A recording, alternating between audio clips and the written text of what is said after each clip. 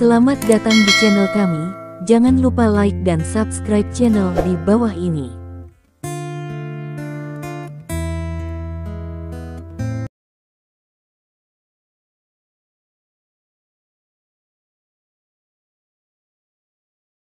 Bab 111. Ekspresi orang lain juga berubah. 2 master, 5 calon master. Kekuatan semacam ini, bahkan keluarga Cui, tidak berani meremehkannya. Lagi pula, mereka tahu betul apa yang dimaksud Grandmaster, dan 2 Grandmaster dan 5 calon Grandmaster, bahkan jika keluarga Cui ingin melatih mereka, akan sangat sulit.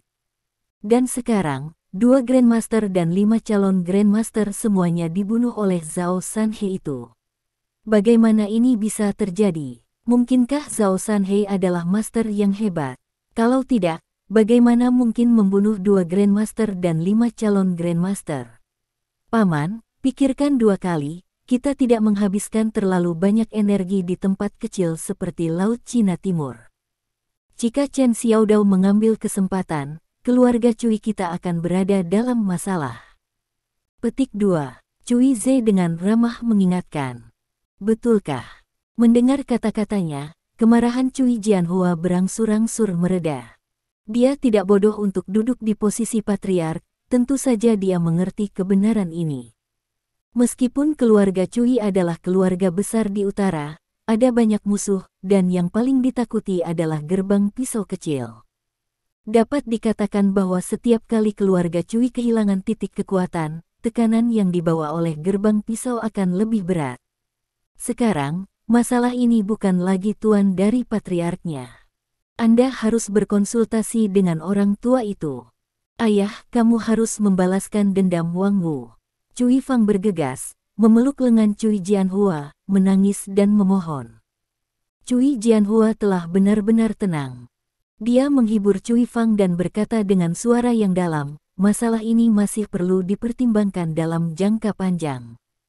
Jika itu benar-benar permainan yang ditetapkan oleh Chen Xiaodao, maka keluarga Cui kita harus menghadapinya dengan hati-hati.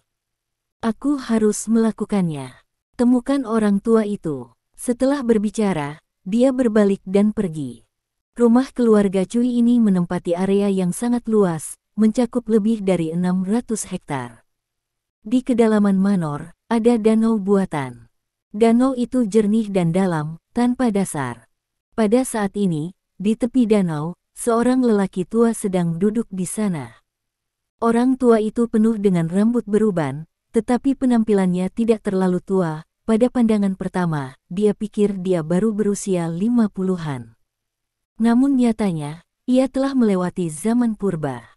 Dia duduk di tepi danau dengan pancing di tangannya dan sedang memancing dengan mata tertutup. Cui Jianhua datang dari kejauhan, berjalan ke lelaki tua itu, dan berkata dengan hormat, "Ayah." Petik 2. Pria tua ini secara mengejutkan adalah wanita tua dari keluarga Cui, yaitu ayah Cui Jianhua, dan patriark keluarga Cui sebelumnya. Petik 2. Pria tua itu perlahan membuka matanya. Pada saat yang sama, tangannya tiba-tiba terangkat, dan seekor ikan mas panjang ditangkap, berjuang terus-menerus, mengganggu danau yang tenang. 3 detik kemudian, ikan itu benar-benar terlepas dari kailnya, jatuh dari permukaan danau, dan malah menghilang. Hanya pada saat inilah kail dipancing di tangan lelaki tua itu sebenarnya adalah kawat baja lurus, seperti jarum tipis, tanpa kait. Sungguh luar biasa kail seperti itu benar-benar bisa menangkap ikan. Melihat adegan ini, Cui Jianhua tidak bisa membantu tetapi menundukkan kepalanya. Bab 112. Tentu saja dia tahu bahwa ini karena kekuatan lelaki tua itu telah mencapai tingkat tertentu, dan hanya karena angkatan udara lelaki tua itu dia menangkap ikan. Memikirkan hal ini, Cui Jianhua dengan hormat berkata, "Ayah, Anda semakin dekat dengan Guru Agung. Perjalanan masih panjang." Suara lelaki tua itu agak tersentak-sentak dan serak, seolah butuh waktu lama untuk berbicara. Alam di atas Tuan Besar itu ilusi. Saya hanya mendengar satu orang melangkah ke alam itu selama bertahun-tahun. Saat ini, saya baru saja mengolah mesin Qi dengan sempurna dan melangkah ke Master Agung. Itu hanya puncaknya. Petik 2. Dia menggelengkan kepalanya dan bertanya, apa yang kamu cari ketika kamu datang ke sini? Mengenai urusan keluarga Cui, dia telah melepaskannya selama bertahun-tahun, mengabdikan dirinya pada seni bela diri, ingin melangkah lebih jauh. Secara umum, tidak ada yang sangat penting, dan Cui Jianhua tidak akan mengganggunya. Begitu itu datang, itu berarti sesuatu yang penting telah terjadi, dan Anda perlu meminta pendapatnya atau membiarkannya mengambil keputusan. Ayah, Wang Wu sudah mati, dan Lao Zong juga mati. Cui Jianhua menundukkan kepalanya. Petik 2. Orang tua itu tampak tenang. Dia memiliki banyak cucu, Cui Fang hanyalah salah satunya, dan kebanyakan dari mereka sudah menikah, jadi ada juga banyak cucu. Wang Wu, tentu saja, ingat bahwa itu hanya dari tempat kecil, dan itu tidak terlalu menonjol di antara banyak menantu. Jika Anda mati, Anda akan mati. Adapun Hezong, meskipun dia adalah master yang hebat, dia bukan master besar di matanya, bahkan jika dia mati, dia masih tidak terlalu mengejutkannya. Selain Lao Zong, ada juga Ding Yang, Grandmaster Ibu Kota Provinsi Selatan, dan 5 Grandmaster Kuasi. Mereka semua meninggal di Laut Cina Tenggara, dan mereka masih dipukuli sampai mati oleh orang yang sama. Petik 2. Cui Jianhua melanjutkan. Oh, pria tua itu sepertinya memiliki sedikit ketertarikan. Meskipun Hezong tidak dapat dibandingkan dengannya, dia telah diinstruksikan olehnya, dan dia dianggap sebagai level menengah ke atas di antara para master yang kuat. Jika 1 Grandmaster lagi dan 5 Grandmaster Kuasi dibunuh oleh orang yang sama, maka orang yang membunuh Hezong dan yang lainnya akan memiliki beberapa kemampuan. Tentu saja, ini hanya membuatnya sedikit terkejut. Dia sekarang berada di level puncak dunia saat ini, dan hanya ada sedikit orang yang dapat bersaing dengannya di dunia. Grandmaster, bahkan Grandmaster paling kuat sekalipun, jika dia ingin membunuh, dia bisa membunuh hanya dengan 1 tangan. Nama orang itu adalah Zhao Sanhe, yang berasal dari Chen Xiaodao, kata Cui Jianhua lagi. Chen Xiaodao. Mendengar nama ini, lelaki tua itu akhirnya tergerak. Ranah master besar sangat sulit. Bahkan dia menyentuh keadaan ini hanya setelah dia berusia 55 tahun. Dan sekarang setelah 15 tahun berlalu, dia telah menghabiskan hampir seluruh waktunya untuk berlatih seni bela diri, dan akhirnya dia bisa mencapai puncak Master Agung. Tidak seperti Chen Xiaodao, dia baru berusia 20-an, dan dia sudah memasuki ranah master besar. Keajaiban surgawi seperti itu benar-benar menakutkan. Dapat dikatakan bahwa Chen Xiaodao adalah musuhnya yang tangguh. Sekarang dia mendengar berita tentang Chen Xiaodao, dia pasti tidak akan begitu tenang lagi. Ayah, apa yang akan kita lakukan? Apakah kita akan mengirim seseorang untuk membunuh Zhao Sanhe itu? Cui Jianhua bertanya dengan ragu-ragu. Tidak penting. Petik 2. Orang tua itu menggelengkan kepalanya, karena ada bayangan Chen Xiaodao di belakang, maka masalah ini tidak bisa dianggap enteng. Wajahnya berubah lagi, dan akhirnya dia menyipitkan matanya dan berpikir sejenak sebelum berbicara lagi. Jika kamu pergi ke keluarga Mo dan menyampaikan pesan, kamu akan mengatakan bahwa aku akan mengunjungi Tuan Mo secara langsung malam ini. Petik 2. Ayah, apa maksudmu? Cui Jianhua terkejut. Ayo pergi. Pria tua itu melambaikan tangannya tanpa penjelasan. Ya, saya mengerti. Petik 2. Setelah Cui Jianhua pergi, tubuh asli lelaki tua itu tampak lemah dan lemah, tetapi tiba-tiba punggungnya tegak, seperti puncak agung langsung ke langit, dan seperti pendekar pedang yang tiada taranya menarik pedang ilahi, menunjukkan ujung tajamnya, menekan segala arah. Chen Xiaodao, apa yang ingin kamu lakukan di selatan dengan sangat tidak sabar? Bab 113. Saudaraku, sekarang saya telah menjadi sasaran kritik publik. Petik 2. Di kantor, Zhao Sanhe tersenyum pahit pada Li Dongdao. 5 harimau di ibu kota provinsi dihancurkan. Ding Yang, penguasa keluarga Zhao di ibu kota provinsi, mati di Laut Cina Timur, dan tuan keluarga Cui di utara juga mati di Laut Cina Timur. Sekarang seluruh provinsi di dalam dan di luar kota dikejutkan oleh berita ini. Semua orang mengatakan bahwa tuan besar ini dibunuh oleh Zhao Sanhe. Oleh karena itu, nama Zhao Sanhe bergema di selatan, dan bahkan di utara, banyak keluarga besar telah menerima berita. Meskipun ini terkenal, Zhao Sanhe merasa lelah. Seperti kata pepatah, jika seekor burung ditembak dengan pistol, pertunjukan kayu di angin hutan akan menghancurkannya. Sekarang semua orang berpikir bahwa Zhao Sanhe dapat membunuh tuan dan yang kuat, dan juga menyatukan Laut Cina Timur, secara alami menjadi sasaran kritik publik. Li Dong merosot di kursi, makan makanan ringan dengan santai, dan tersenyum ketika mendengar ini. Jangan khawatir, tidak apa-apa. Petik 2. Zhao Sanhe berkata tanpa daya, mengapa kamu tidak memberitahu orang lain bahwa kamulah yang membunuh tuan-tuan itu?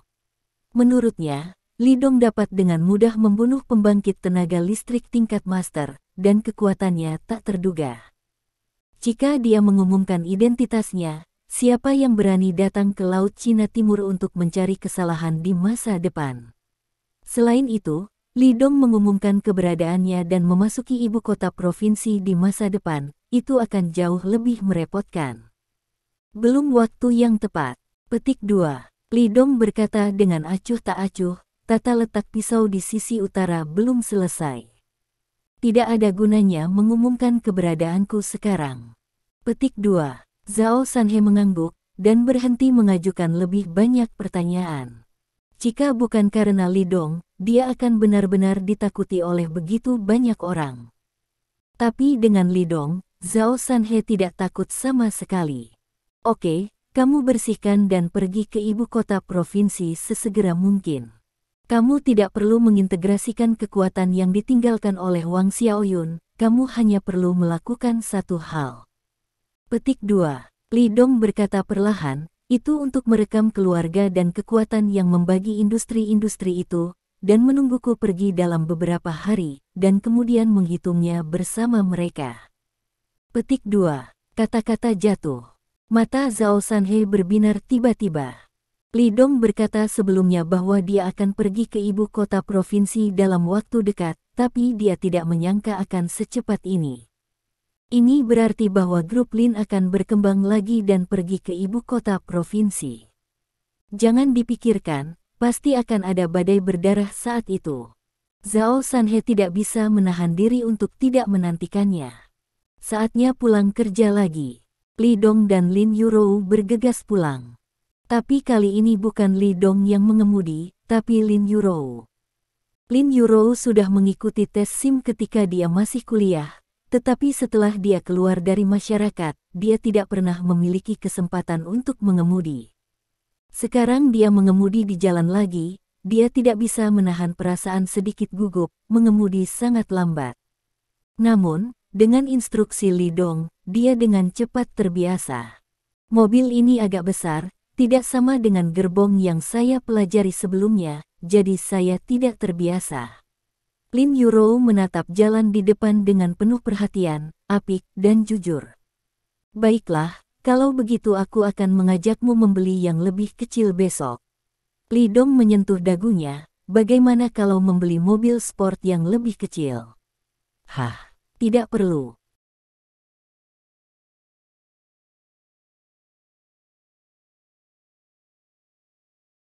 Bab 114. Lin Yurou terkejut dan menggelengkan kepalanya dengan cepat. Bercanda, mobil yang dikendarainya sekarang harganya ratusan ribu. Berapa biaya untuk membeli mobil sport? Dengan karakter Li Dong, bukankah itu bernilai lebih dari 1 juta? Terakhir kali saya membeli gaun malam seharga ratusan ribu, Lin Yurou merasa tertekan sekarang ketika dia memikirkannya. Selain itu, dia sangat menyesal menghabiskan uang Li Dong sepanjang waktu. Tidak apa-apa, itu bukan hanya mobil, kata Li Dong acuh tak acuh. Tidak. Petik 2. Lin Yurou dengan serius berkata, kamu tidak bisa menghabiskan uang seperti ini. Tidak apa-apa jika kamu memiliki mobil sekarang. Mengapa kamu membeli begitu banyak mobil? Li Dong berpikir sebentar, tidak terlalu banyak, sekarang ada satu. Jika Anda membeli mobil baru pada waktu itu, jika Anda tidak mengemudi yang ini, Anda dapat meminta bibi Anda untuk mengambil SIM dan mendapatkannya. SIM. Paman pulih dengan cepat. Setelah dia pergi bekerja di perusahaan, dia membutuhkan mobil lain, jadi dia harus membeli dua. Lin Yuro terdiam. Orang ini, uang benar-benar tidak memiliki konsep di matanya. Beli dua sekaligus. Saat aku sedang berpikir, tiba-tiba, bayangan gelap melintas di jalan di depan. Mata Li Dong sedikit menyipit, dan dia mengulurkan tangannya untuk menarik kemudi, seru Lin Yuro, tetapi tidak menanggapi. Segera setelah dokter membenturkan, mobil berbelok ke samping dan menabrak tiang telepon di sisi jalan. Tabrakan ini mengatakan bahwa itu besar atau tidak, dan itu tidak kecil. Dengan perlindungan sabuk pengaman, Lin Yuro dan Li Dong tidak terluka, tetapi situasi yang tiba-tiba ini membuat Lin Yuro tiba-tiba pucat. Apakah kamu baik-baik saja? Li Dong bertanya dengan cepat. Aku baik-baik saja. Lin Yuro terkejut. Setelah memastikan bahwa semuanya baik-baik saja, kedua pria itu membuka pintu dan berjalan keluar.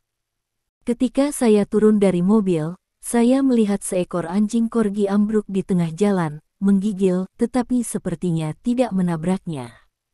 Sedikit lebih jauh, seorang wanita paruh baya berpakaian cantik sedang berlari, menunjuk Li Dong dan mereka berteriak dengan marah, "Bisakah kamu mengendarai mobil? Bisakah kamu menabrak seseorang?" Wanita ini mengenakan jimat batu giok yang berharga, dengan ornamen emas di sekujur tubuhnya, sedikit gemuk, dan bibirnya tipis. Pada pandangan pertama, dia tampak seperti orang yang tajam. Ketika ini terjadi, orang-orang di sisi jalan secara bertahap berkumpul. Tidak diragukan lagi bahwa wanita ini adalah pemilik anjing corgi itu. Meskipun bagian sini tidak terlalu makmur, ada juga hotel bintang 3 di sebelahnya. Wanita penuh uang ini berasal dari hotel itu. Dia awalnya keluar untuk berjalan-jalan dengan anjing itu, tetapi dia tidak menyangka anjing corgi itu terlepas dari tali di tangannya, yang menyebabkan kecelakaan itu. Mengikutinya, ada seorang pria jangkung berusia 20-an dan seorang pengemudi yang kuat. Diperkirakan tugas pengawal itu paruh waktu. Li Dong memandang Lin Yuro, yang masih shock, lalu menatap wanita itu dengan tatapan garang, dan menatap anjing corgi di tanah. Tidak ada alasan untuk merasa sama sekali. Orang aman itu baik. Lin Yuro memperkirakan bahwa dia benar-benar ketakutan, wajahnya masih sangat pucat. Dia melihat bagian depan mobil yang bengkok dan tiba-tiba menghela nafas. Baru beberapa hari saya membeli mobil ini, saya tidak menyangka dia mengalami kecelakaan mobil saat mengemudi. Pada saat ini, wanita paruh baya itu sudah berlari di jalan dan mengambil anjing corgi. Dan dia berteriak, "Anakku sayang," dan "Bayiku sayang." Tapi corgi tampak ketakutan dan gemetar di pelukan wanita itu, dan tidak ada reaksi normal. Setelah melihat ini, wanita itu tiba-tiba menjadi marah. Dia datang langsung ke Lin Yuro, mendorong bahu Lin Yuro dengan satu tangan, seolah-olah dia akan membuat Lin Yuro kehabisan napas. "Apakah kamu mengemudikan mobil? Tunjukkan padaku SIM-mu. Jangan mengemudi jika kamu tidak bisa mengemudi. Jika sesuatu terjadi pada bayiku, kamu akan merasa lebih baik hari ini." Petik 2. Bu, lupakan saja. Pria muda di belakang wanita itu melihat bahwa dia akan melakukan sesuatu, dan buru-buru menarik tangannya. Tapi tidak menahannya. Namun, Li Dong melangkah maju saat ini, mengulurkan tangan dan dengan lembut memblokir. Dia tidak menggunakan kekuatan apapun, tetapi wanita paruh baya yang tidak masuk akal itu mundur beberapa langkah. Bab 115. Apa yang harus kamu katakan, apa yang kamu lakukan? Jelas kamu tidak merawat anjingmu dengan baik. Aku belum memintamu untuk menyelesaikan akun. Apakah kamu berani memukul orang? Kamu pikir kamu apa? Li Dong tidak memiliki wajah yang baik hanya karena pihak lain adalah seorang wanita. Selama ada yang berani menyakiti Lin Yurou, itulah musuhnya. Saat dia mengangkat tangannya dan ingin bertarung, wanita itu sangat ketakutan sehingga dia mundur 2 langkah dan tidak berani berbicara. Pada saat yang sama, pria di belakang wanita itu bergegas ke depan dan meraih tangan Li Dong. "Apa yang kamu lakukan?" Dia memelototi Li Dong. Pria muda ini jelas memiliki hubungan ibu anak dengan wanita paruh baya. Li Dong hanya mengangkat tangannya dan tidak benar-benar ingin memukul seseorang. Dia hanya ingin menakut-nakuti wanita yang tidak masuk akal itu. Pada saat ini, ketika pria itu bertanya, dan dicengkeram pergelangan tangannya, mata Li Dong tiba-tiba menjadi dingin. "Beri kamu waktu 3 kali untuk melepaskannya, atau tanganmu akan patah." Petik 2. Pemuda ini tinggi, tetapi lembut, tetapi pengemudi di belakangnya kuat, garang, dan terlihat sangat menggertak. Tentu saja, orang-orang ini seperti semut di mata Li Dong. "Nak, kamu harus meminta maaf atas apa yang terjadi barusan." Dengan mengatakan itu, pria itu melepaskan pergelangan tangan Li Dong, dan kemudian pengemudi di belakangnya menendang langsung ke pinggang Li Dong. Begitu Li Dong berbalik, dia menghindar, wajahnya sudah muram. Baru saja akan menembak. "Jangan, lupakan." Lin Yurou tahu karakter Li Dong terlalu baik, dia bergegas untuk meraih lengan Li Dong, dan menggelengkan kepalanya. Mendengar ini, Li Dong memberinya tanpa daya. Gadis ini terlalu baik, jelas bahwa pihak lain telah melakukan kesalahan terlebih dahulu, tetapi dia ingin menenangkan situasi. "Tapi saya tidak tahu, semakin lemah Anda untuk diintimidasi, semakin banyak orang akan mendorong hidung mereka ke wajah mereka." Pada saat ini, orang-orang di sekitarnya banyak berbicara, menunjuk dan menunjuk, banyak orang bahkan mengeluarkan ponsel mereka untuk mengambil gambar. "Lupakan saja, Mom dan Dad masih menunggu kita kembali untuk makan. Jika mereka tahu kita mengalami kecelakaan mobil, mereka akan meneleponku lagi." Petik 2. Lin Yurou berkata dengan lembut. Li Dong tersenyum dan mengangguk, "Oke, aku hanya berencana untuk membeli mobil besok, jadi aku akan mengganti mobil ini bersama-sama."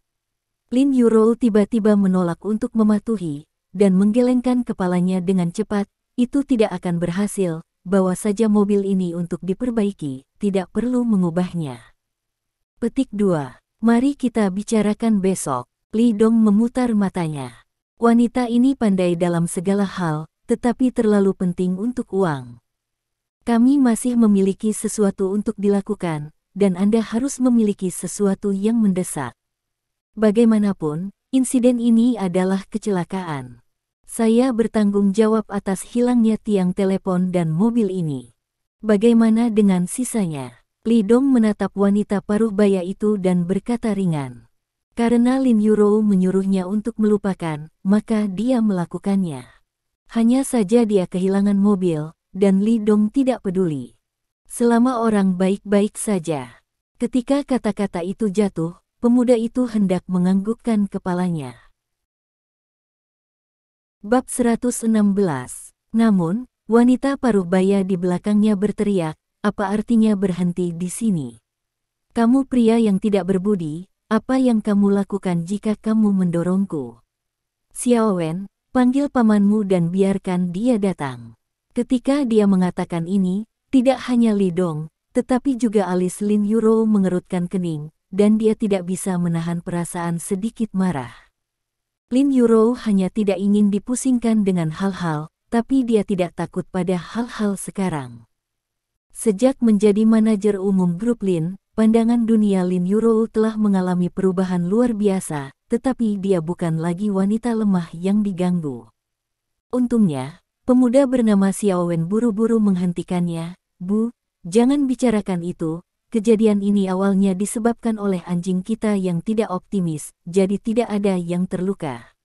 Tapi dia mendorongku, dia berani mendorongku." Orang-orang di sekitar sedang menonton. Wanita paruh baya itu menunjuk Li Dong dan berteriak, dengan sikap enggan untuk menyerah. "Siapa yang menyuruhmu mendorongku sekarang?" Lin Yurou mengangkat alisnya dan maju selangkah, lagi pula, dia tidak mendorongmu barusan. Hanya saja kamu tidak bisa berdiri tegak.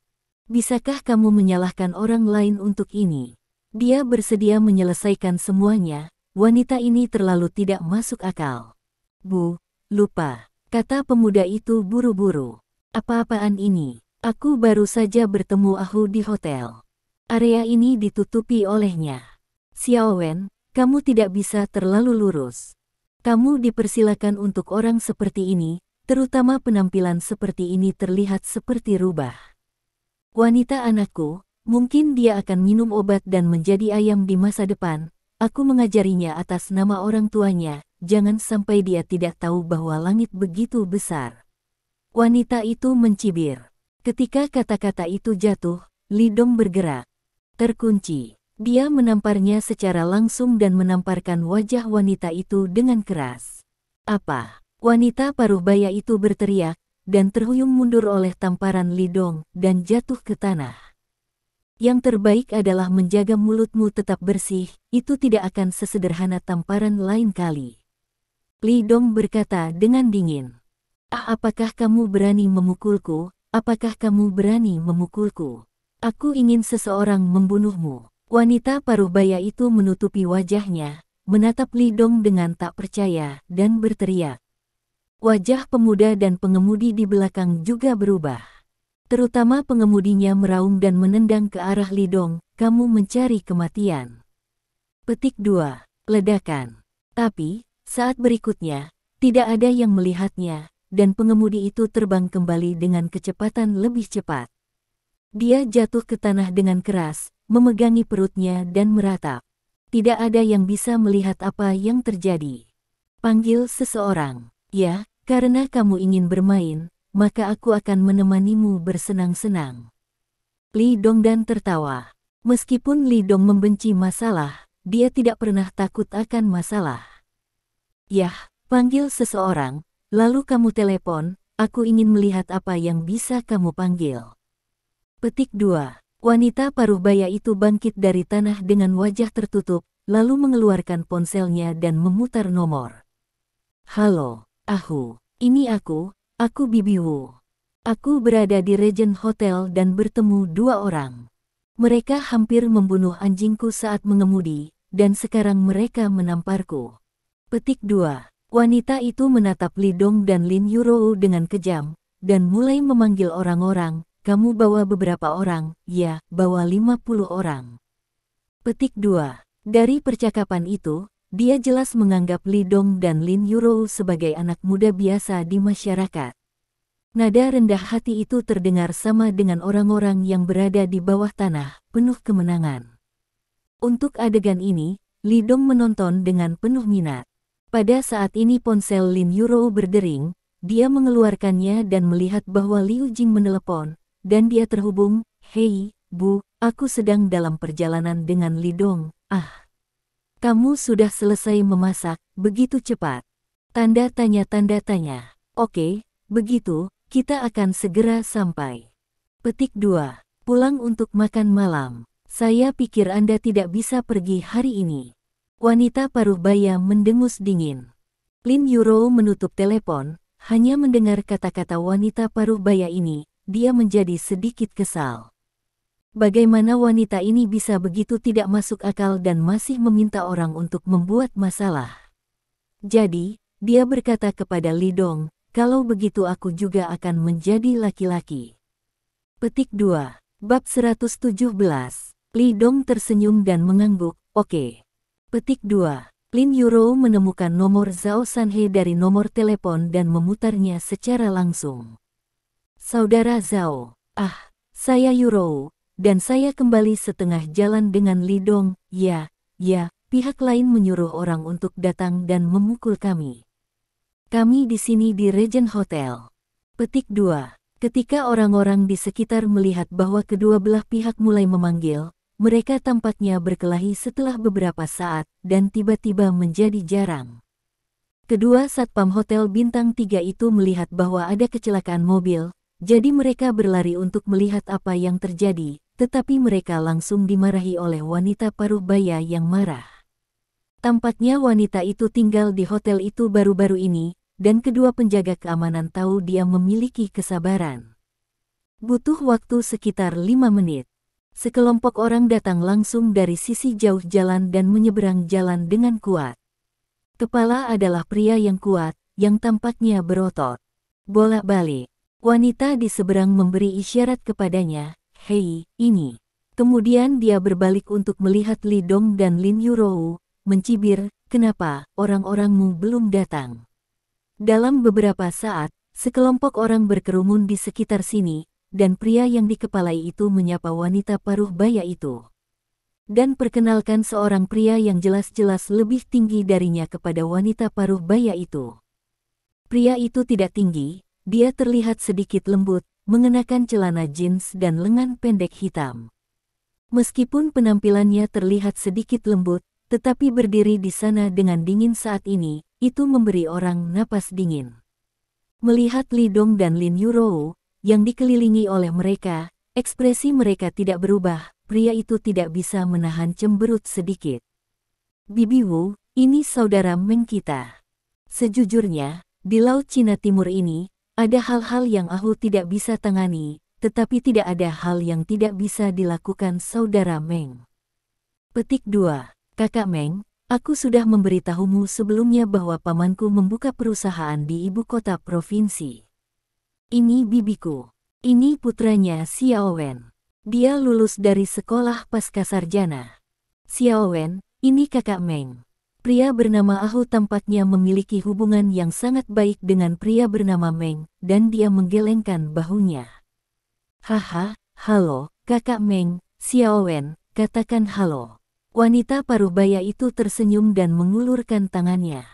"Saudara Meng." Xiao Wen mengangguk dan tersenyum, dan mengulurkan tangannya ke arah saudara Meng itu. Dia melihat bahwa penampilan dan temperamen ini sama dengan dia sebagai pemimpin kekuatan bawah tanah pria, agak hormat, tetapi dalam hal senyum, itu masih layak. Saudara Meng mengangguk, mengulurkan tangannya dan menjabatnya secara simbolis, lalu meletakkannya kembali. "Cepat, jangan buang waktu di sini untuk hal-hal sepele seperti itu." Meng Ge berkata dengan ringan. "Oke Brother Meng, saya akan pergi dan menyelesaikan masalah ini sekarang." Petik 2. Ahu tersenyum dan mengangguk, lalu berjalan menuju Li Dong dan Lin Yurou. "Itu kamu, yang hampir membunuh seseorang saat mengemudi, dan memukuli seseorang dengan arogan." Kalimat ini terdengar tenang, tetapi kemudian dia berteriak, "Apa yang ingin kamu lakukan? Jika kamu tidak tahu cara mengemudi, pulang saja dan minum susu, apakah kamu akan mati?" Li Dong menggali telinganya dan berkata dengan dingin, "Pergi." Pihak lain terkejut. Semua orang terkejut. Lalu dia menatap Li Dong dengan aneh. "Tidak bisakah mereka melihat situasi mereka?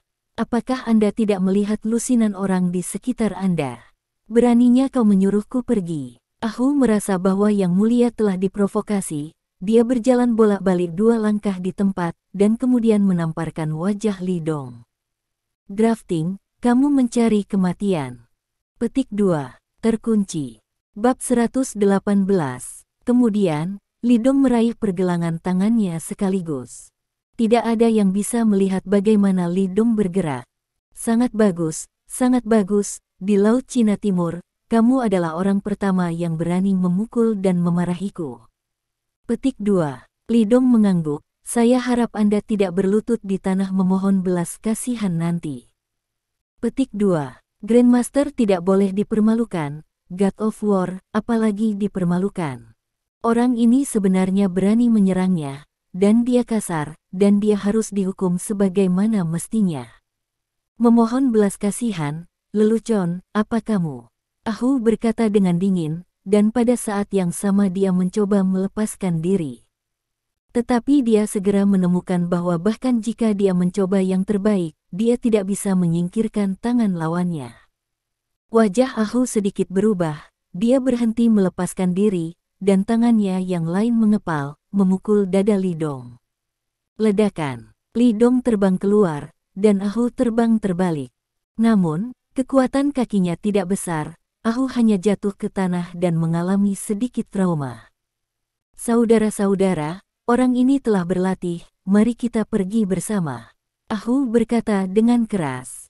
Semua orang sedikit tergerak, tetapi tidak ada yang melakukannya, tetapi satu demi satu menatap saudara Meng itu. Sederhananya, status saudara Meng lebih tinggi dari Ahu, orang-orang seperti mereka masih harus mematuhi perintah saudara Meng. Pergi, jangan cacat, beri pelajaran saja. Meng Ge menjentikkan kukunya. Kerumunan perlahan-lahan mengelilingi mereka, menatap Li Dong dan Lin Yurou dengan niat tidak baik. Tetapi pada saat ini, sebuah Mercedes-Benz hitam tiba-tiba berpacu dari kejauhan, dan itu cepat, dan terbang ke sisi ini, dan kemudian menginjak rem. Kegentingan. Ban menggosok jejak panjang di tanah. Segera setelah pintu mobil terbuka, Zhao Sanhe dan kedua bersaudara itu turun. Kakak laki-laki. Zhao Sanhe dengan hormat menyapa Li Dong dan Lin Yurou. Melihat Zhao Sanhe, wajah orang lain tidak banyak berubah, dan wajah wanita paruh baya itu bahkan melintas dengan jijik. Hei, apakah ini orang yang kamu panggil? Dia berteriak pada Lin Yurou, saya pikir berapa banyak orang yang akan Anda panggil, hanya 3 ini. Hanya saja Meng Ge mengerutkan kening, dan akhirnya dia ingat wajah ini, wajahnya tiba-tiba berubah. Zhao Sanhe keluar dari mobil dan melihat sekeliling. Pada akhirnya, matanya tertuju pada Meng Ge. Anda dengan siapa? Aku. Saudara Meng tiba-tiba menjadi gugup, dan pidatonya tidak begitu jelas. Ahu bangkit dari tanah dan bergegas menuju Li Dong secara langsung. Saudara-saudara, apa yang kamu lakukan dengan Linglung? Ayolah. Namun, ketika kata-kata ini jatuh, pemuda bernama Xiao Wen terkejut ketika dia melihat mata Meng Ge tiba-tiba menjadi dingin. Kemudian, saudara Meng bergerak, dia melompat dan menendang punggung Ahu. Lawan terhuyung-huyung ke depan, dan pada saat yang sama, pedang itu keluar. Ding! Li Dong menarik Lin Yurou kembali ke samping. Lin Yurou membuka mulutnya lebar-lebar dan menyaksikan adegan ini dengan terkejut. Tidak ada orang lain yang bisa bereaksi. Ketika mereka bereaksi dan bergerak, Ahu sudah ditekan ke tanah oleh saudara Meng, dan belati langsung dimasukkan di pipi kanannya dan dipaku ke lantai beton. Puing-puing itu berceceran. 1 detik, 2 detik, 3 detik. Hal pertama yang muncul di benak sekelompok orang ini adalah kata-kata, bersihkan pintu. Status saudara Meng jauh lebih tinggi daripada Ahu, tetapi dia sebenarnya bukan atasan langsungnya. Dia baik-baik saja sekarang, tetapi dia menghunus pedangnya dalam sekejap mata.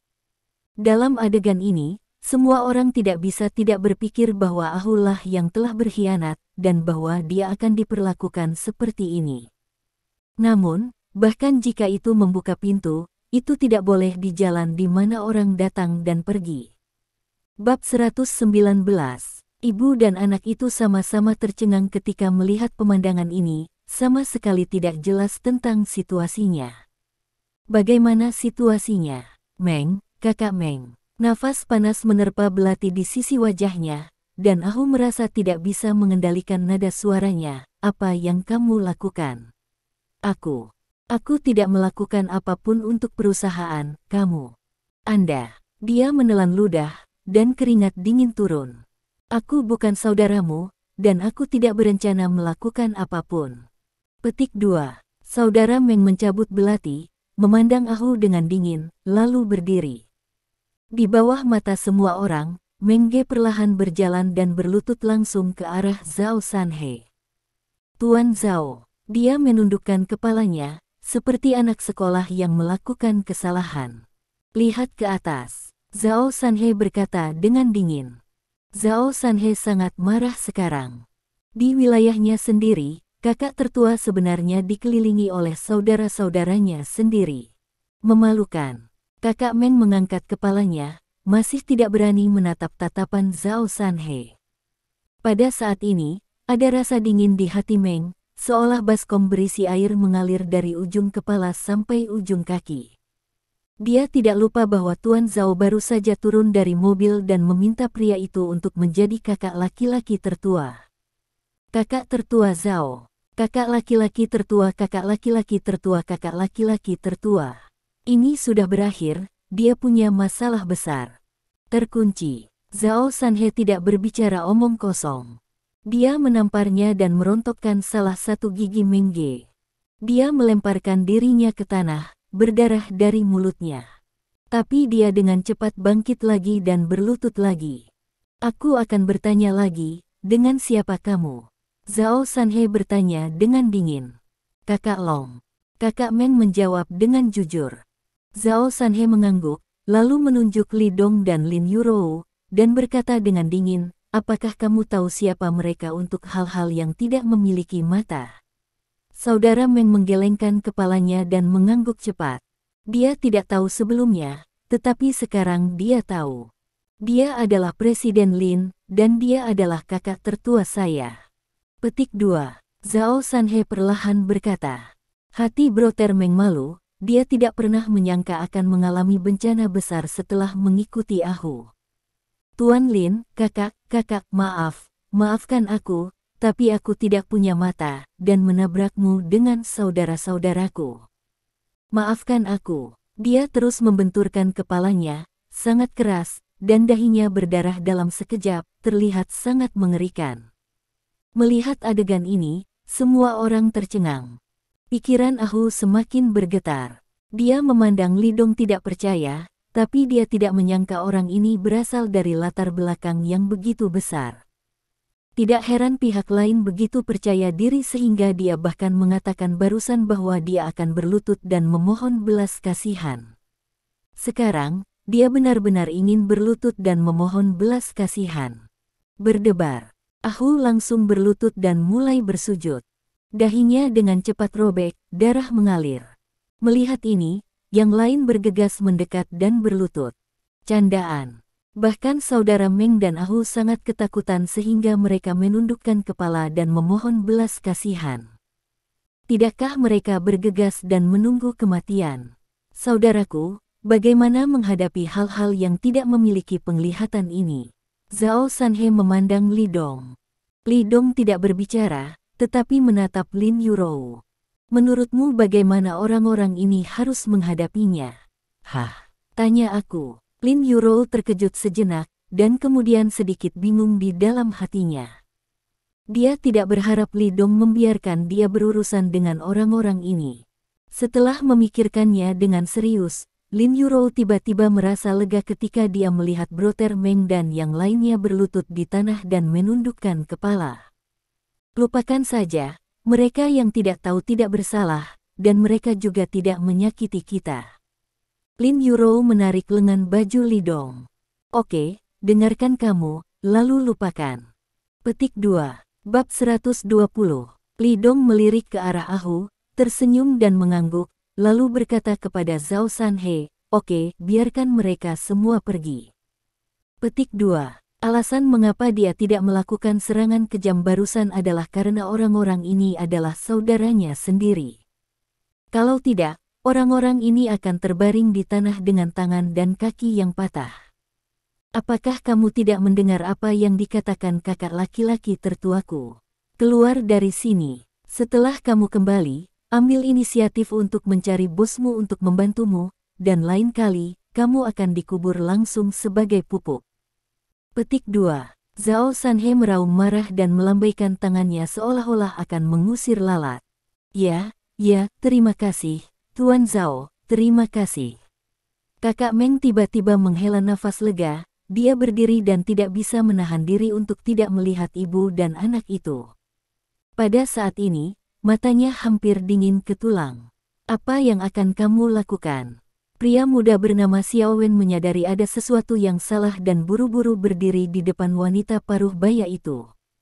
Ahu juga berdiri, menyeka darah dari dahinya, dan juga melirik ibu dan anak itu. Mata itu sedingin-dingin. Karena wanita itulah yang menyebabkan begitu banyak saudara laki-laki mereka melakukan kesalahan besar, dan mereka harus mendapatkan bantuan ketika mereka kembali. Lubangi mereka dengan menyedihkan. Tetapi saudara Meng tidak mengatakan apa-apa, dan sekelompok orang segera pergi. Pada saat ini, wanita paruh baya itu sudah gemetar. Bahkan pendukung yang dia panggil harus berlutut di depan pihak lain dan bersujud untuk mengakui kesalahan mereka. Latar belakang pihak lain mungkin sangat besar. Pergilah, mereka akan menyerahkannya padamu. Li Dong berkata pada Zhao Sanhe. Ya Pak. Petik 2. Segera, Li Dong dan Lin Yurou masuk ke mobil dan berlari kencang. Mereka tidak pernah melihat ibu dan anak itu lagi. Adapun apa yang akan mereka dapatkan, Li Dong tidak peduli sama sekali, dan Lin Yurou tidak bertanya, karena dia percaya bahwa saudara Zhao adalah orang yang baik, dan dia pasti tidak akan terlalu mempermalukan mereka. Hari berikutnya, pagi-pagi sekali, Li Dong mengantar Lin Yurou keluar dengan mobil. 10 menit kemudian, Lin Yurou melihat pemandangan di luar jendela dan menemukan ada sesuatu yang salah. Ini bukan jalan menuju perusahaan. Petik 2. Li Dong tersenyum dan berkata, aku akan pergi nanti. Sekarang mari kita pergi ke suatu tempat dulu. Petik 2. Kemana harus pergi? Lin Yurou bertanya dengan rasa ingin tahu. Tentu saja, pergi ke bengkel mobil. Mobil ini jatuh seperti ini, apakah kamu masih ingin pergi ke perusahaan? Li Dong berkata dengan nada tidak senang, kamu tidak ingin wajah dan aku ingin wajah. Lagi pula, bukankah kemarin kamu mengatakan bahwa kamu akan membeli mobil hari ini? Beli sebuah mobil. Mata Lin Yurou melebar, haruskah aku tidak melakukannya? Itu terlalu mahal. Petik 2. Berdasarkan apa yang dia ketahui tentang Li Dong, jika dia membeli mobil, biayanya jutaan dolar setiap menit. Jumlah uang yang begitu besar akan membuatnya merasa tertekan selama dia memikirkannya. Apa gunanya menggunakan begitu banyak uang untuk membeli mobil? Jika dia memiliki begitu banyak uang, itu harus digunakan untuk mengubah rumah. Meskipun ada rumah di keluarga, rumah itu terlalu tua, dan berubah menjadi villa besar adalah impian terbesar Lin Yurou saat ini. Tentu saja, dengan penghasilannya saat ini, dibutuhkan setidaknya beberapa tahun untuk membeli sebuah villa. Meskipun harga perumahan di Donghai tidak sebagus di kota-kota tingkat pertama, jelas tidak rendah. Tidak apa-apa, itu hanya uang untuk beberapa mobil, bukan apa-apa, kata Li Dong acuh tak acuh. Lin Yurou tidak mengatakan apa-apa. Dia tahu dia tidak akan mendengarkannya, tidak peduli apa yang dia katakan. Dan Li Dong berkata kemarin bahwa ketika kaki Lin Guodong sudah sembuh total dan dia pergi bekerja di perusahaan, dia akan membelikannya mobil. Lagi pula, ketua perusahaan grup selalu membutuhkan mobil khusus untuk bepergian. Terima kasih. Sampai jumpa di bab selanjutnya.